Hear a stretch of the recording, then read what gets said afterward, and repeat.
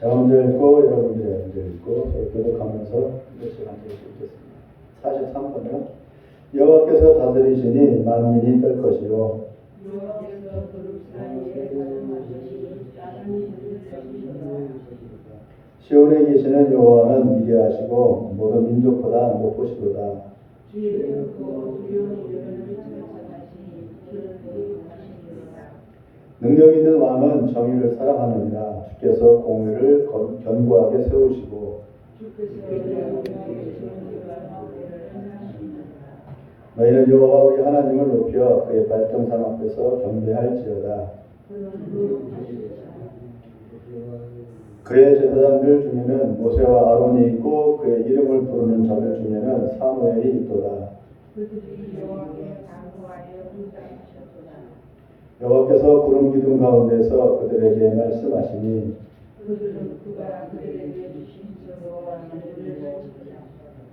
여호와 우리 하나님이여 주께서는 그들에게 응답하셨고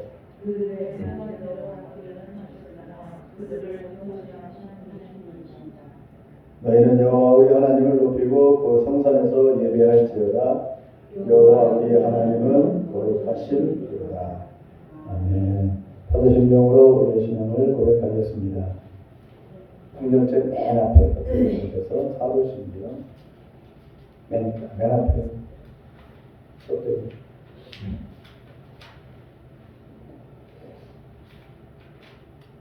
전능하사 천지를 만드신 하나님 아버지를 내가 믿사오며 그 외아들 우리 주 예수 그리스도를 믿사오니 이는 성령으로 잉태하사 동정녀 마리아에게 나시고 본디오 빌라도에게 고난을 받으사 십자가에 못 박혀 죽으시고 장사한 지 사흘 만에 죽은 자 가운데서 다시 살아나시며 하늘에 오르사 전능하신 하나님 우편에 앉아 계시다가 산자와 죽은 자를 심판하러 오시리라. 성령을 믿사오며 거룩한 공예와 성도와 서로 교통하는 것과 죄를 사하여 주시는 것과 몸이 다시 사는 것과 영원히 사는 것을 믿사옵나이다. 아멘. 전도가 492장을 보신 후에 김영 사모님이 예배에서 대표로 드려 주시겠습니다. 492장이요.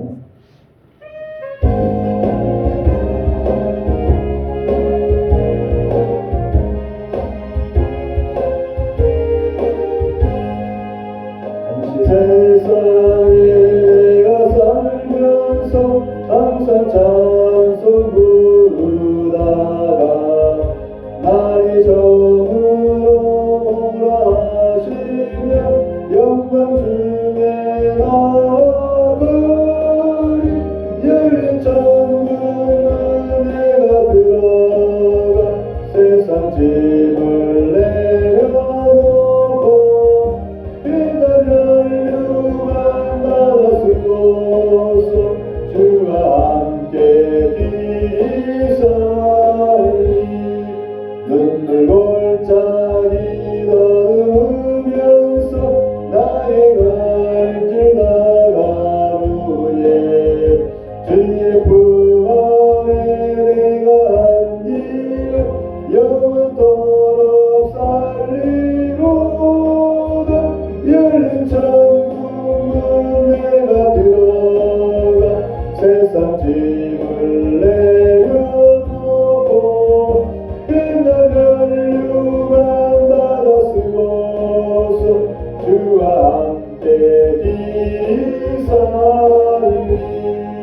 나의 가는 길 멀고 험하며 사는 것도 고른 깊어 고난 나의 몸 쉴 것 없어 복된 날이 밝아오리. 열린 천국은 내가 들어가 세상 짐을 내려놓고 빛나는 유만 받아 쓰고 주와 함께 뒤사리. 한숨 가시고 즐거움 없는 날 사모하며 기다리니 내가 그리던 줄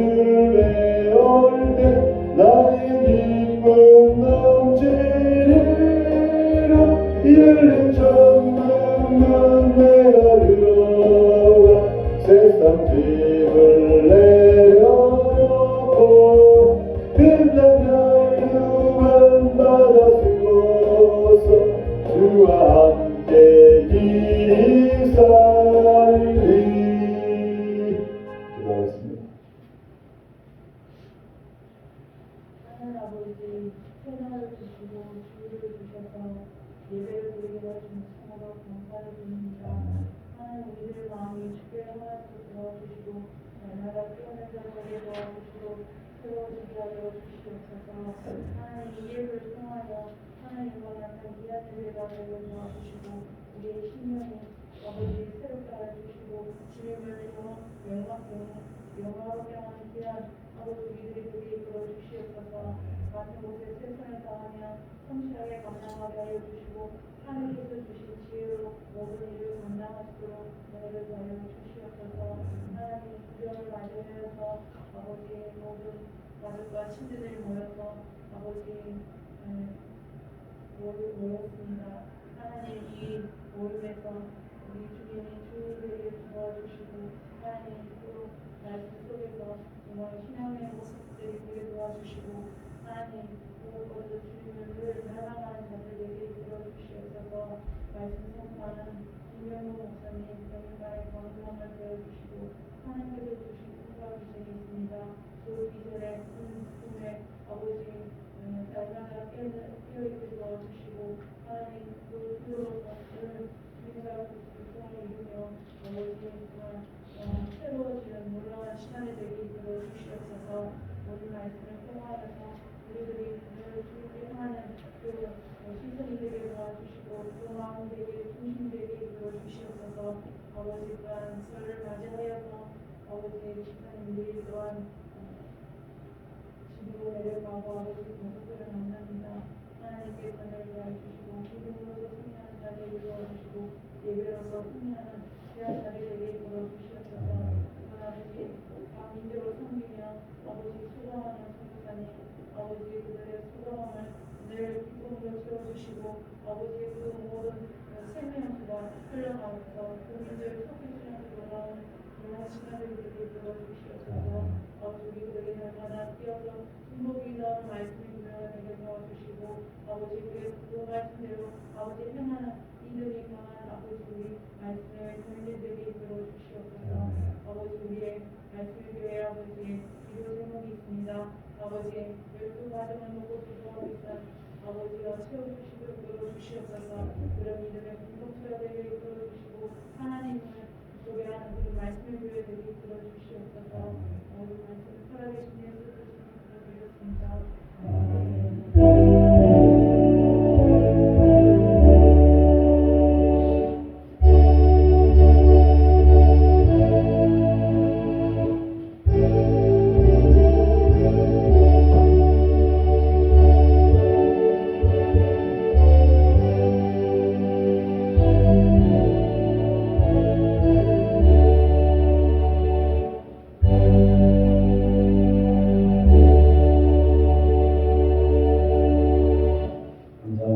오늘 나누실 말씀은 마태복음 1장 말씀 보겠습니다. 신약성경 맨 처음 말입니다. 신약성경 맨 처음 말이에요. 마태복음 1장 1절부터 16절, 그 다음에 누가복음 3장이니까 우리 마태복음부터 먼저 보겠습니다. 신약성경에 예수님의 계보가 두 군데 나오는데 첫 번째는 마태복음, 두 번째는 누가복음이 나옵니다. 그 계보가 약간 차이가 있습니다.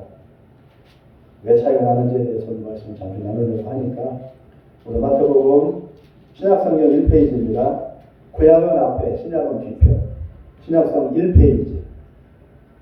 맨 처음에요. 1장, 마태복음 1장 1절로 16절까지. 정보를 찾았어요? 네, 같이 우리 천천히 합독하겠습니다. 시작. 아브라함과 다윗의 자손 예수 그리스도의 계보라.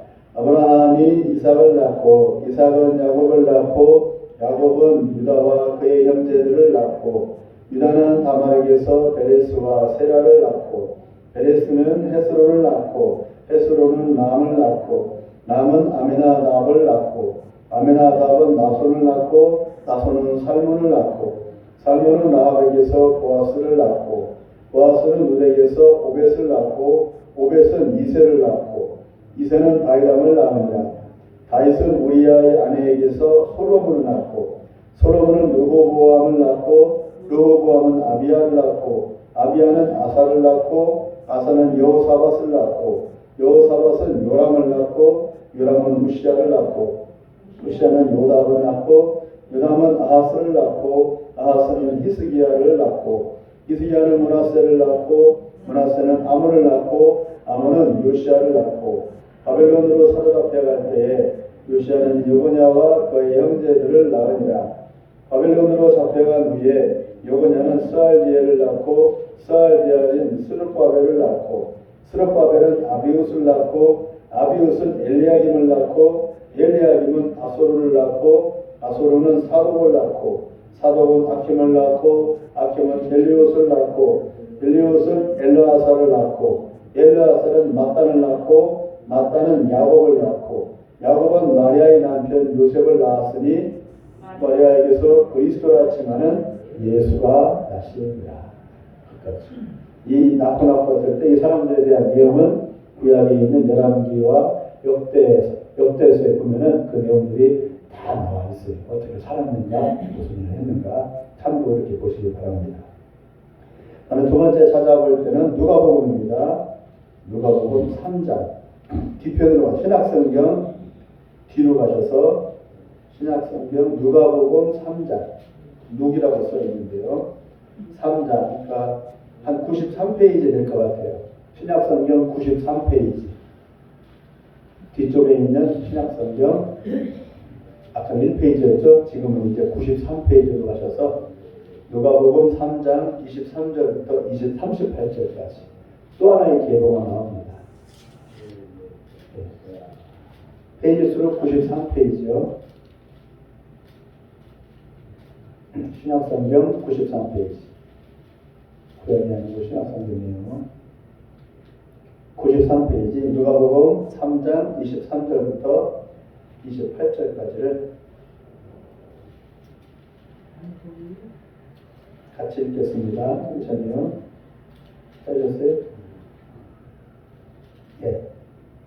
같이 읽겠습니다. 시작. 예수께서 가르치심을 시작하실 때에 30세쯤 되시니라. 사람들이 아는 대로는 요셉의 아들이니 요셉의 위는 헬리요 그 위는 mat단이요 그 위는 레이요 그 위는 벨기요 그 위는 얀나요 그 위는 요셉이요 그 위는 마따디아요 그 위는 아모스요 그 위는 나훔이요 그 위는 에슬리요 그 위는 낫게요 그 위는 마아시요 그 위는 마따디아요 그 위는 서머인이요 그 위는 요색이요 그 위는 요다요 그 위는 요하나니요 그 위는 메사요 그 위는 스룹바벨이요 그 위는 스알디엘이요 그 위는 예리요 그 위는 벨기요 그 위는 아띠요 그 위는 고삼이요 그 위는 엘마담이요 그 위는 에르요 그 위는 예수요 그 위는 엘리에서요 그 위는 요림이요 그 위는 맏다시요 그 위는 레이요 그 위는 시므온이요 그 위는 유다요 그 위는 요셉이요 그 위는 요남이요 그 위는 엘리야김이요 그 위는 멜레야요 그 위는 멘나요 그 위는 맏다다요 그 위는 나단이요 그 위는 다윗이요 그 위는 이새요 그 위는 오벳이요 그 위는 보아스요 그 위는 살몬이요 그 위는 나손이요 그 위는 아미나답이요 그 위는 아니요 그 위는 헤스론이요 그 위는 베레스요 그 위는 유다요 그 위는 야곱이요 그 위는 이삭이요 그 위는 아브라함이요 그 위는 데라요 그 위는 나홈이요 그 위는 수르기요 그 위는 르우요 그 위는 벨렉이요 그 위는 헤버요 그 위는 살라요 그 위는 가이난이요 그 위는 아박사시요 그 위는 셈이요 그 위는 노아요 그 위는 레벡이요 그 위는 무드셀라요 그 위는 에녹이요 그 위는 야렛이요 그 위는 마할랄렐이요 그 위는 가이난이요 그 위는 에노스요 그이는 셋이요 그이는 아담이요 그이는 하나님이십니다.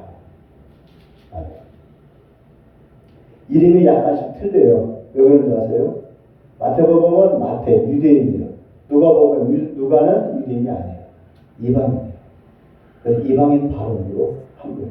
아무래도 헬라 발음이지 않았을까? 또 자기 나라 방언. 누가는 헬라 사람도 아니에요. 그 유대 옆에 있는, 이스라엘 옆에 있는 그 이방인, 어쨌거나 그 가나안 족속, 그 족속이에요. 그러니까 그 사람 발음으로 했기 때문에 이름이 약간씩 틀려요.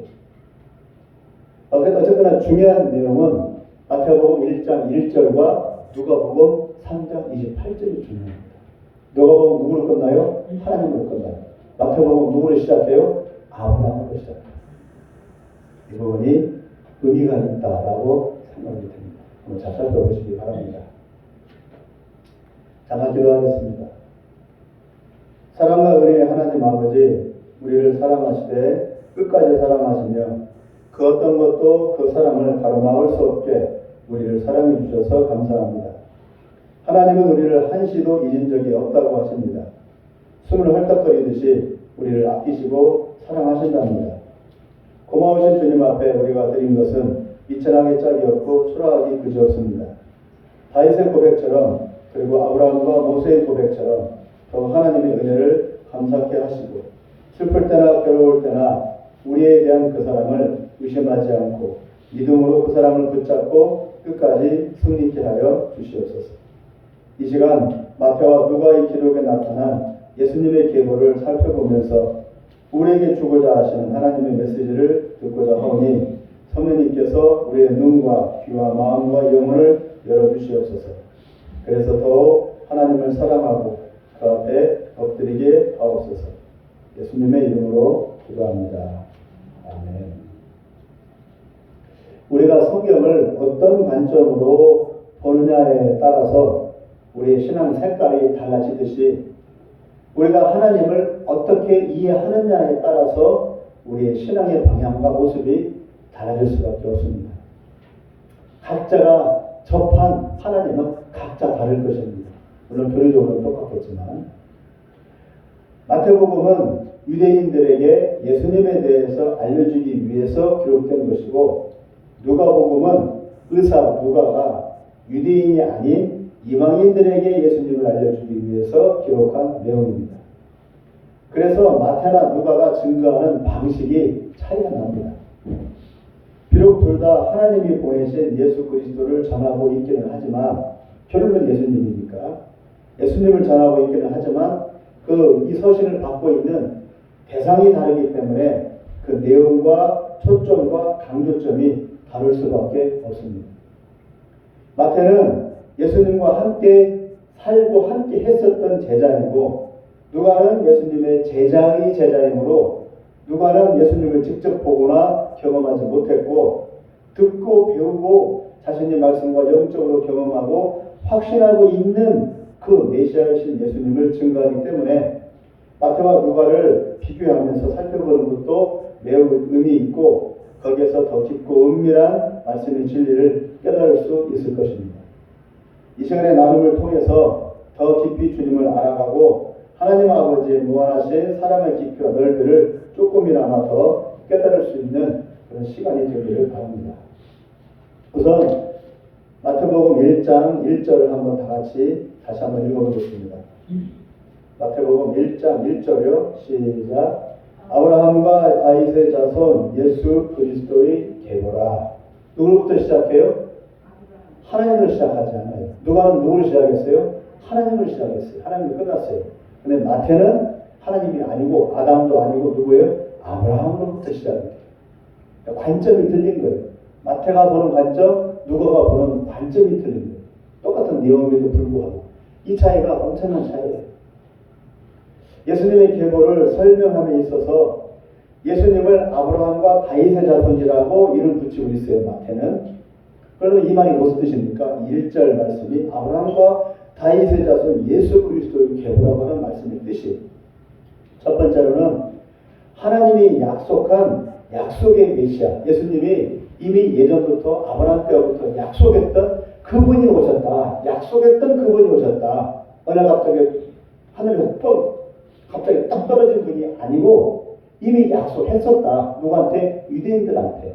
너희들은 알고 있었지 않냐. 메시아를 해서 보내주실 것이라고. 바로 약속했던 그분이 그분이야. 라고 지금 마태는 유대인들한테 말해주고 있는 거예요. 이걸 갖고 있는 사람들이 유대인들이니까. 이 말을 이방인들은 못 알아들어요. 이방인들은 약속 받은 적이 없으니까.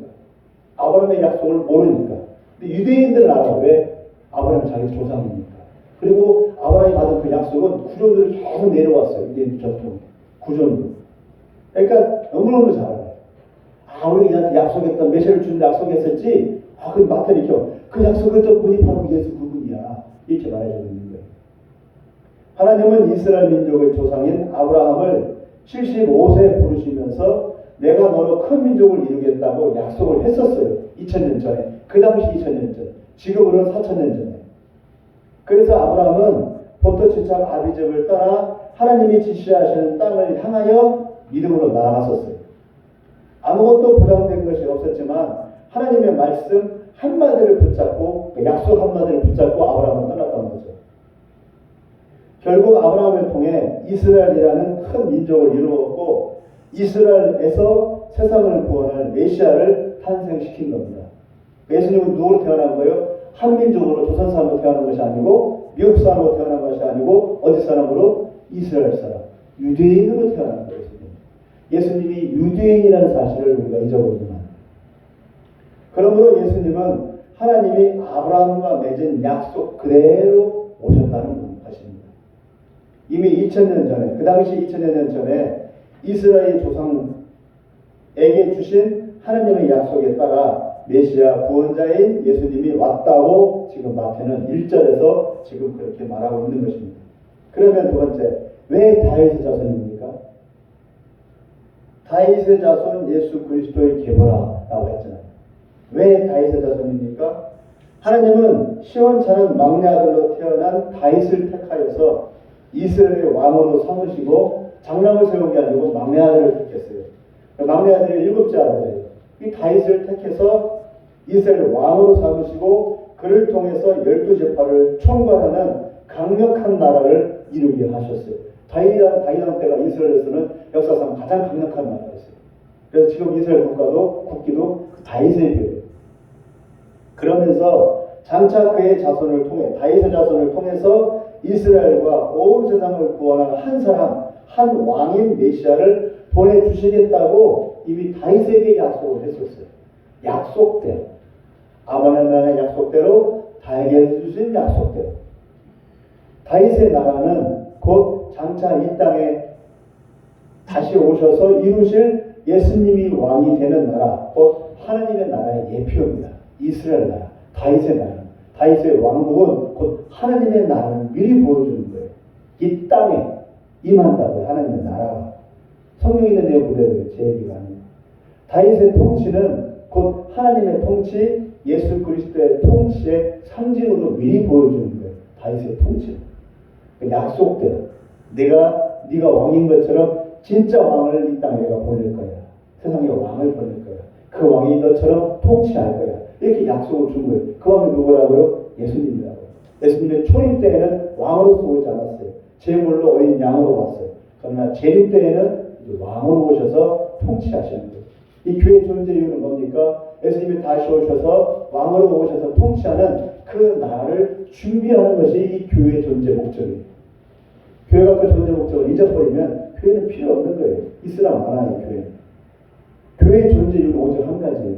왕으로 다시 오실, 그 통치하실 그 예수님을 준비하는 거예요.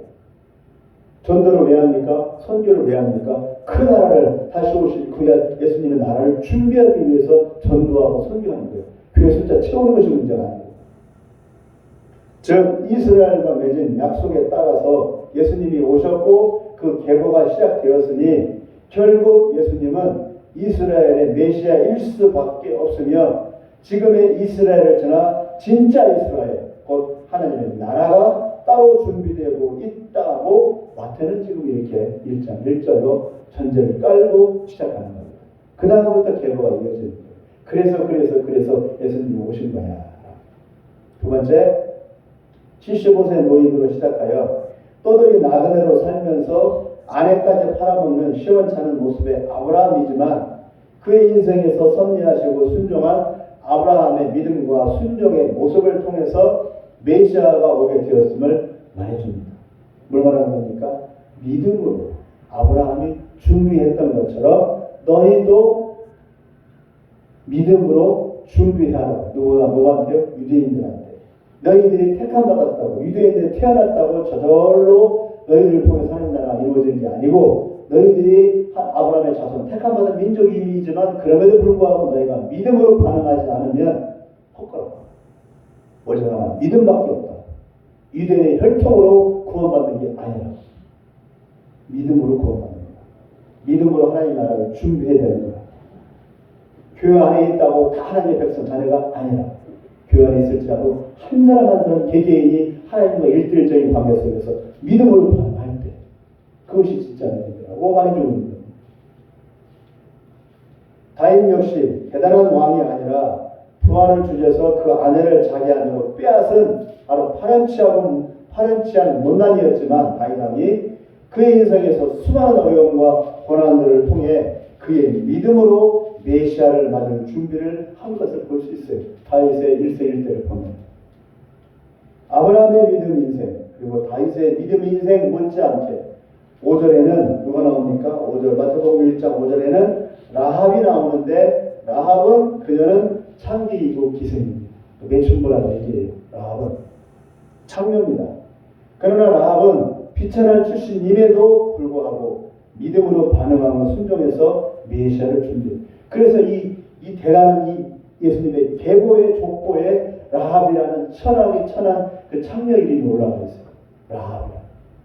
왜요? 믿음으로 반응했기 때문에. 3절에서 유다는 다만에게서 아들들을 낳았다고 합니다. 유다 알죠? 유다 야곱의 아들 12자 아들 중에 네 번째 아들은 유다. 다윗의 유다 계보죠. 그 대단한 유다 계보. 유다는 누구에게서 아들 얻었어요? 다만에게서 얻었어요. 그런데 다만은 누구의 부인이 아니에요. 부인이 아니고 며느리. 시아버지와 며느리가 관계해서 아들을 낳았어요. 아들 쌍둥이를 낳았어요. 아주 웃기는 아주 말도 못하는 그런 계보예요. 이런 것이 제가 족보에 올라갈 수 있어요? 있어요? 없어요? 올리지 않죠. 일부러도 안 올리지. 누가 이런 걸 족보에 올리겠어요? 근데 올렸어요. 왜? 다만이 며느리로서 시아버지에게서 아들을 씨를 받아서 아들을 둘 수밖에 없었던 그 사연이 구약성경에 나와요. 그게 정당해. 우리가 상식적으로 맞지 않지만 왜? 다만은 율법의 근거에서 믿음으로 요구한 거예요.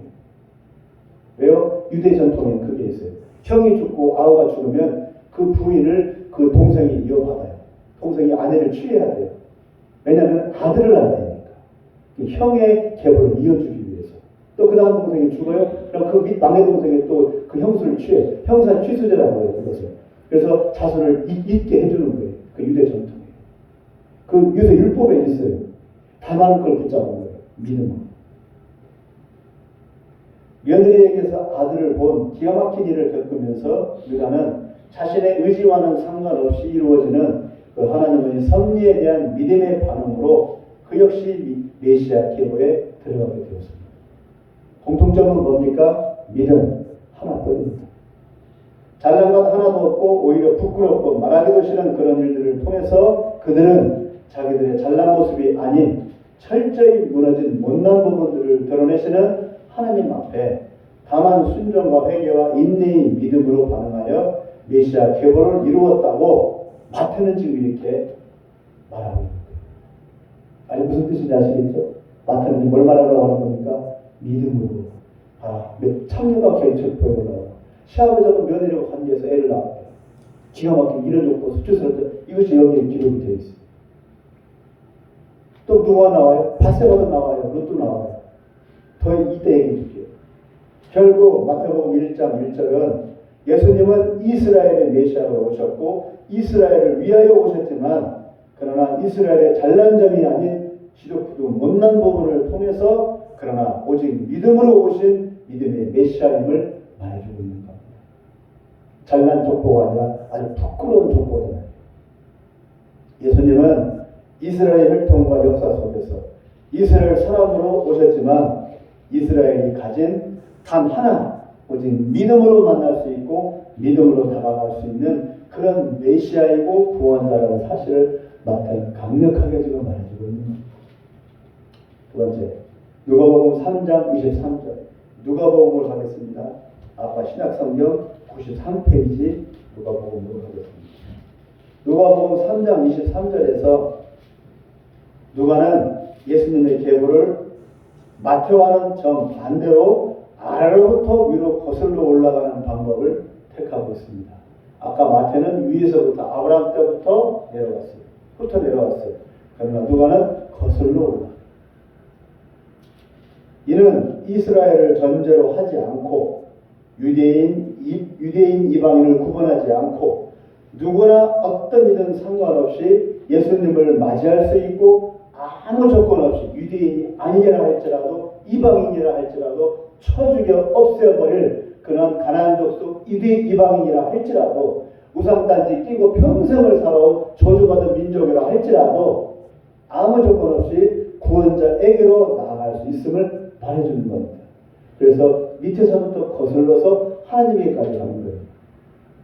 누가복음 3장 38절 맨 마지막에 있는 누가복음 3장 38절을 읽어보겠습니다. 시작. 그 위는 에노스요, 그 위는 셋이요, 그 위는 아담이요, 그 위는 하나님이십니다. 아브라함은 끝나지 않고 하나님으로 끝나요. 아담을 거쳐 하나님으로. 마태복음에서는 예수님 계보의 맨 위를 아브라함으로 끝냈지만 누가는 아담을 거쳐서 하나님으로 끝내고 있습니다. 모두 다 하나님의 한 백성이라는 의미입니다.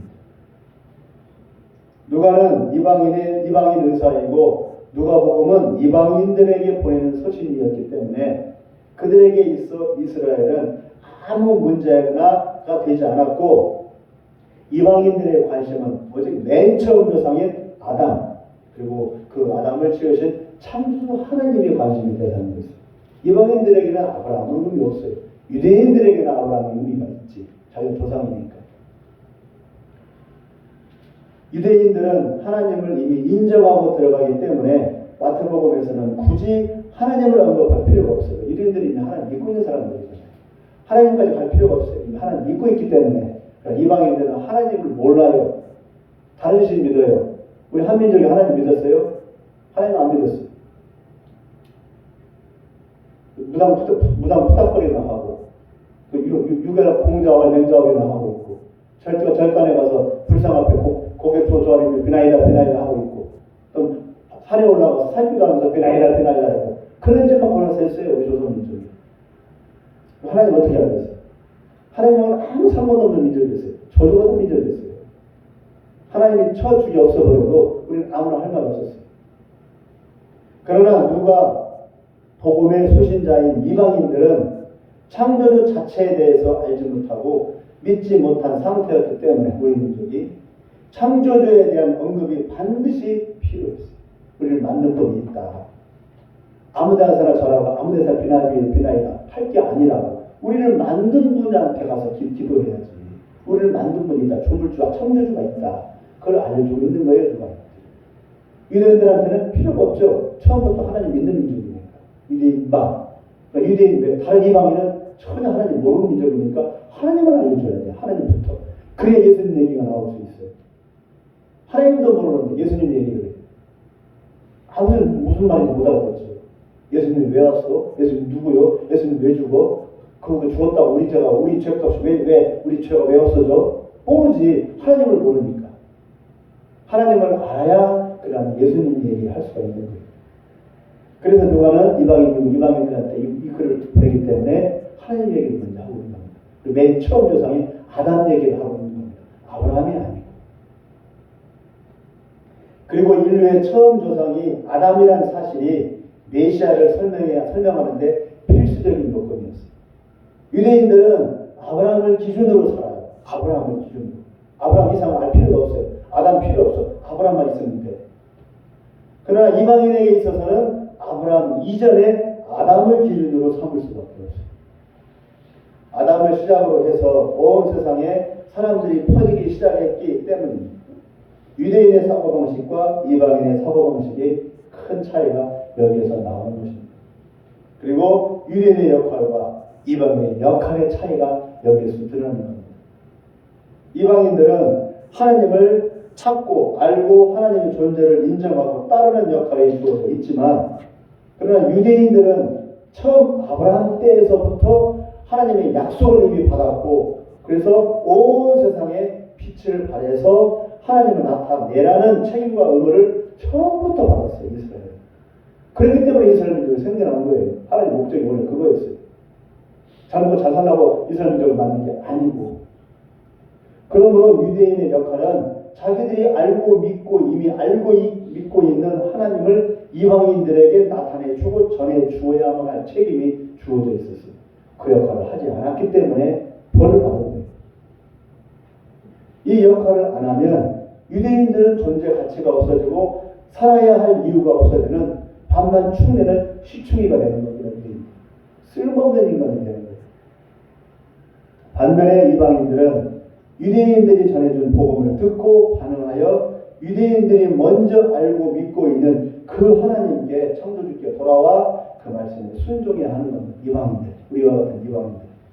그리고 누가복음에는 여자에 대한 언급이, 누가복음 방금 읽은 3장에 있는 계보에는 여자에 대한 언급이 없어요. 남자만 쭉 나와 있어요. 원래 유대인들은 남자만 쳐요. 여자는 축구에 안 올라가요. 근데 마태복음에만 희한하게 여자들 이름이 올라가 있어요. 그것도 수치스러운 이름들. 의도가 있는 거죠. 마태가 굳이 그 이름을 집어넣은 이유가 있다는 거예요.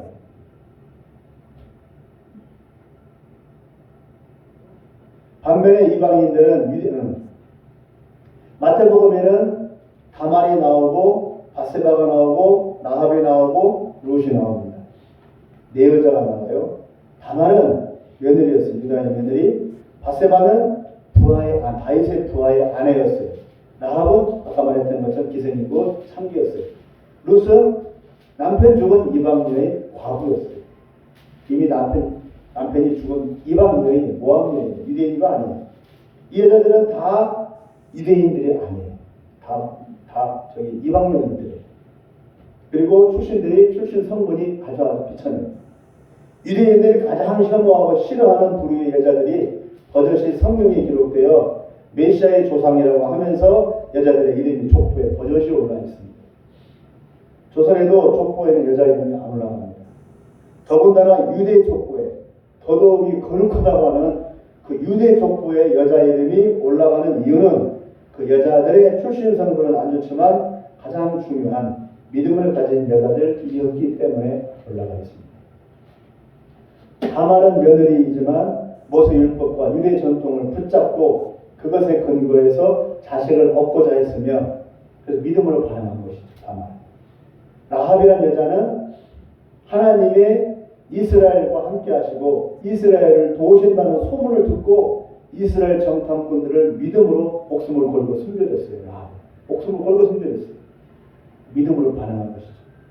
룻은 모압 이방 여인으로서 유대인 남편이 죽었으면 앞집에 쫄딱 망했어요. 남편도 죽었어요. 떠나가면 돼. 젊으니까. 제가 하면 돼. 근데 안 떠났어요.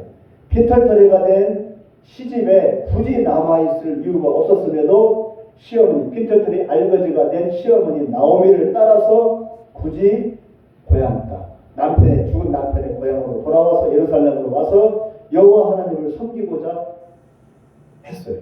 그럼 믿음으로 반응한 것이죠. 어머니, 시어머니한테 어머니가 믿는 하나님 나도 믿을게요.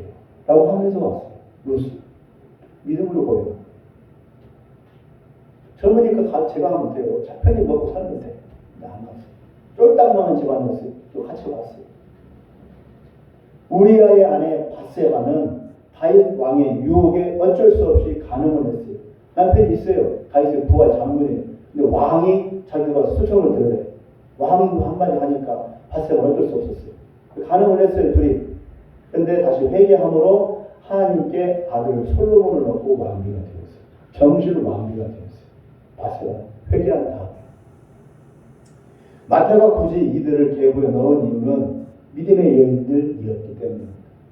행실이 바르지 못하고 출신이 천해도 하나님 앞에 믿음으로 나아오면 하나님이 받으시고 크게 쓰신다는 것을 보여주기 위해서입니다. 반면에 누가복음의 계보에서 아브라함은 조상들 중에 하나인 유대인 조상들 중에 하나에 불구하고 맨 마지막에 아담과 하나님을 누가는 강조하고 있습니다. 이방인들이기 때문에 결국 누가 역시 유대인들 그리고 바울에 의해 전도받고 양육받아 사역하였습니다.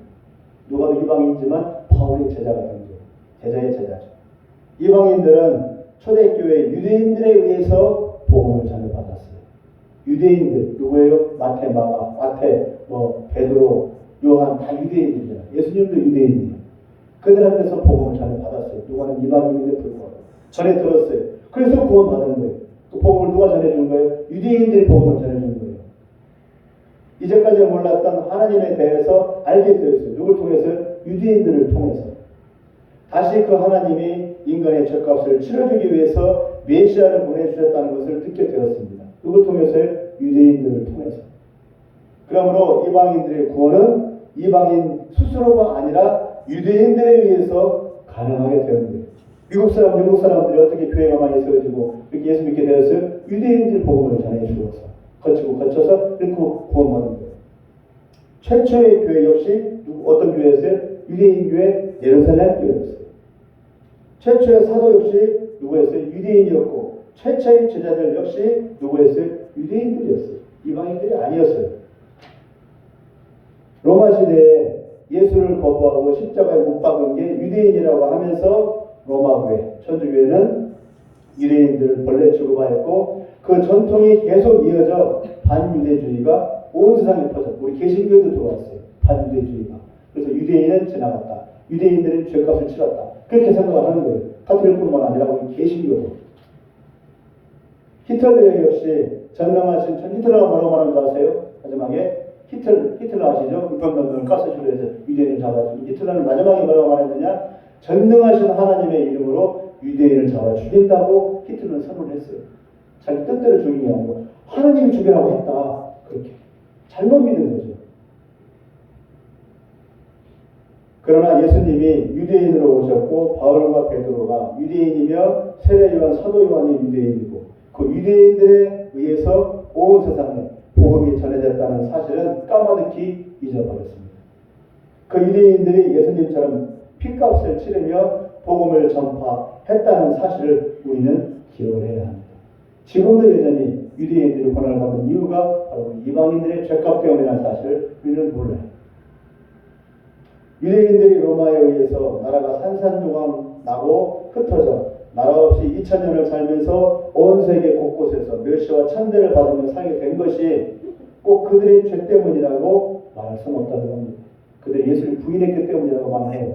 물론 그것이 맞습니다. 90%는 나머지 10%는 다른 이유 때문에 그래요. 뭐 때문에요? 이방인들의 죄 때문에 우리의 조선민족 한 번 더 민족의 하나님 안 믿는 죄 때문에 누가 대신 받아요? 유대인들이 대신 받는 겁니다. 세월호 사건 때 아이들이 죽었는데 그 아이들 중 예수 믿는 애들이 100명이 넘었어요. 그 중에서는 또 한 명 어떤 애들은 어디 가나 복음을 증거하는 전도하는 그 아주 훌륭한 그런 애들도 세월호 사건 때 물 빠져 죽었어요. 사람들은 그래요. 예수 믿는 애들이 왜 죽었냐. 하나님은 걔들을 자기 자녀들이 가장 사랑하는 자녀들 자기 자녀들을 죽이면서 알려주는 거예요. 예수 안 믿는 사람들한테 보라고. 내 자녀를 내가 죽이면서까지 되는데 보여준다. 하나님은 사랑하신다. 하나님을 믿어라. 안 믿었어요. 회개 안 했어요. 결국은 진보 정권에 의해가지고 5년 내내 이 나라에 있는 유린당했어요. 교회는 산산조각 나고 지금 와서도 늦지 않았어요. 다시 회개하고 있는데 하나님은 그들의 불신앙의 죄를 빌미로 그들에게 징벌을 내리셨지만 유대인들한테 또한 그들을 모델로 삼아 유대인들을 고난받는 유대인들을 모델로 삼아서 죄 있는 모든 인간들이 결국 받아야 하는 고난과 형벌을 그들을 통해 미리 보여준 것입니다. 600만 가스실 주어서 불도저로 밀어버린 시체를 불도저로 하도 많아가지고 너무 많아서 드러내지 않고 불도저로 그냥 사람을 밀어서 땅에 묻더라고요. 사람이 아니지 쓰레기지. 좋은 시체가 쓰레기가 되더라고요. 왜 이렇게 보여준 겁니까? 마지막 날 환난 때 인간들이 그렇게 처참하게 개죽음을 당할 것이다. 그럼 미리 보여주는 거예요. 인정 안 하면 어쩔 수 없고. 홀로코스트 600만 명이 가스실에서 개죽음을 당하고 러시아 공산당에 의해서 포그롬이라고 하는 말처럼 200만 명이 스탈린에 의해서 무참하게 살육당하고 스페인, 동유럽에서 유대인들이 죽임을 당하면서도 생명을 유지한 것은 그 유대인들만이 하나님을 믿었고 하나님의 이름으로 불리어진 민족이었기 때문에 그들이 전혀 하나님을 모르고 찾지도 않는 우리와 같은 조선민족 같은 이방인들을 대신해서 피해 대가를 지불한 것입니다. 누가요? 하나님의 사랑하는 그 유대인들, 자기 사랑하는 자기 백성들 하나님이 자기 스스로 죽이는 거예요. 보라고 내 자식을 죽이면서 우리들한테 알려주는 거예요. 하나님의 사랑이시다. 이 하나님의 방법이에요. 왜 예수 믿는 사람들 고난을 받습니까? 고난을 주면서 고난 받게 하는 안 믿는 불신자들한테 보여주는 거예요. 내 자식들, 내 새끼들을 고생시키면서 하나님 자신을 드러내는 거예요. 하나님 사랑이시다. 믿으라. 안 믿어요? 그럼 하나님이 자기 자식들을 고난을 주면서까지 보여줍니다. 안 믿는 그 대가는 1000배, 10,000배 대가를 지불하겠죠. 예수님의 십자가 대속의 예표와 연장선 속에서 여전히 유대인은 이방인들을 위한 등불로 지금도 여전히 존재하고 있습니다. 그 유대인들이 예수를 믿건 안 믿건 상관이 없이 그들의 존재만으로 하나님을 증거하고 하나님의 아들 메시아 예수 그리스도를 나타내고 있기 때문입니다. 유대인이라는 그 존재 자체가. 기독교 초기에 마태와 누가는 각자 유대인과 이방인들에게 이렇게 예수님의 계보를 말하면서 예수님의 메시아 되심을 증거하지만 또 한편으로는 유대인과 이방인의 관계에 대해서도 말해주고 있는 것입니다. 이제 이방인과 유대인은 어떤 관계에 접어들었습니까? 2023년 21세기에 유대인에 의해서 전해진 복음이 온 세상에 퍼져 있습니다. 그리고 이방인들이 나서서 이제 유대인이 아닌 이방인들이 나서서 복음을 땅끝까지 전하고 있습니다. 그리고 그 복음이 2000년 동안 고난받으며 마음의 문을 닫고 있던 유대인들에게 다시 전해지고 있고 백투 예루살렘이라는 BTJ 말하는 말처럼 많은 유대인들이 요 근래 들어서 회심하여 예수를 메시아로 받아들이고 있어요. 마태복음 24장 14절 말씀대로 땅끝까지 복음이 전해지고 온 민족에게 복음의 소식이 전해지면 그 다음 단계로 유대인들이 집단으로 회심하고 국가 단위로 주님께로 돌아오게 될 것이라고 성경에 기록되어 있어요. 마태가 전한 복음과 누가가 전한 복음이 서로 엮어져 수천 년이 지난 지금에 이르러 결실을 맺으며 그 복음의 최종 목적지에 거의 다다르고 있다고 합니다. 이것이 하나님의 구속사이고 섭리입니다. 창조의 섭리와 함께 구원의 섭리가 우리가 의식하지 못하는 동안에도 거침없이 끈기없이 여전히 진행되고 있고 있는 것입니다. 이것을 모르면 모르는 대로 진행할 것이지만 안다면 깨닫고 붙잡고 이 섭리에 동참하고 적극 참여하는 것이 또 다른 축복의 기회가 될 것입니다. 말씀을 맺겠습니다. 유대인들은 아브라함 때부터 선택받은 약속의 백성입니다. 그러나 우리 이방인들은 버려진 존재들이었고 하나님을 모르고 우성단지 끌어안고 지옥불에 떨어질 그런 운명이었습니다. 그런데 복음을 먼저 받은 약속의 백성, 그 유대인들이 피 흘려가며 전하여준 덕분에 우리가 구원받게 되었고 바통을 넘겨주었습니다. 12제자들이 다 몽땅 유대인 12제자들이 다 몽땅 순교했잖아요. 그것이 시작이 돼서 복음이 증거돼요. 우리 이방인들에게 그래도 구원의 복음이 증거된 겁니다. 그래서 우리가 구원받은 겁니다. 그래서 오랜 시간 동안 이방인들이 넘겨받은 그 바통을 쥐고 부지런히 전한 덕분에 지금에 이르러서는 땅끝 아마존 오즈나 저 시베리아 끝까지 복음이 거의 전해졌습니다. 그리고 이제 방향을 틀어 가장 견고한 복음의 저항지인 이슬람 지역으로 침투해 들어가고 또 그 이스라엘을 꽁꽁 둘러싸고 있는 그 안에 숨겨져 있는 세계의 중심인 이스라엘을 향해 복음이 거의 다다르고 있습니다. 그런 세상에 우리가 살고 있는 거예요. 그러니까 마지막 때인 거예요. 이런 영적 전쟁과 치열한 싸움터에 우리가 지금 살고 있습니다. 단지 숨쉬고 먹고 마시고 생활하는 모습으로 감당하기 어려운 은밀한 일들이 지금 세계에서 엄청나게 지금 벌어지고 있는 것입니다. 우크라이나 러시아 전쟁도 그 축의 하나입니다. 의미 없는 전쟁이 아니었구나. 결국 유대인과 이방인 모두의 하나님이 이 땅에 우뚝 설 날이 다가오고 있는 것입니다. 죽어서 가는 저 천국이 이르기 전에 분명히 이 땅에 예수님이 오셔서 이 땅을 다스리신다고 말씀하셨으니 우리는 그것을 기다리며 준비해야 할 것입니다. 아브라함을 거쳐 그리고 아담을 지나 하나님께로 우리 모두는 나아가야 합니다. 지금도 여전히 유대인은 존재하고 이방인도 존재합니다. 다만 그 역할이 바뀌었을 뿐입니다. 합력하여 손을 이루는 은혜가 이 시대에 그 모든 교회 가운데 있기를 소망합니다. 온 민족 가운데에서 복음을 전하는 선교사님들에게 하나님의 손길이 함께 하시기를 소망합니다. 선교사님들 복음을 전하는 것이 한영을 구하는 겁니다. 아니 선교한다? 그게 아닙니다. 그래서 오실 길을 준비하는 마지막 때를 준비하는 그런 일을 하고 있는 겁니다. 최전방에서. 그렇기 때문에 중요한 겁니다. 근데 그분들을 놔두고 교회가 가만히 지켜보고 있다? 그럼 교회가 사명을 못하는 거예요. 그런 교회는 없어져야 돼요.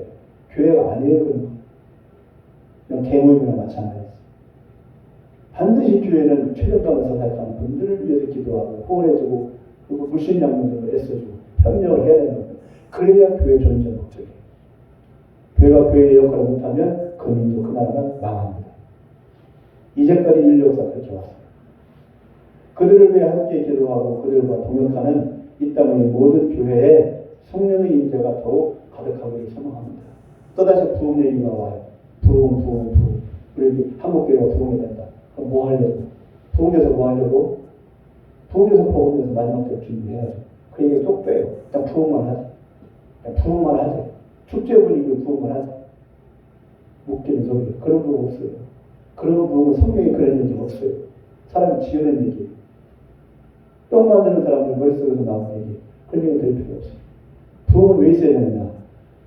복음을 전해서 땅까지 복음을 전해서 마지막 예수님 오실 길을 준비하기 위해서 부흥이 반드시 필요합니다. 그런 마음으로 부흥을 위해서 기도한다면 하나님이 주실 겁니다. 그러나 아직 한국교회는 준비가 안 됐어요. 지금 똑같아요. 2007년도랑 똑같아요. 2023년.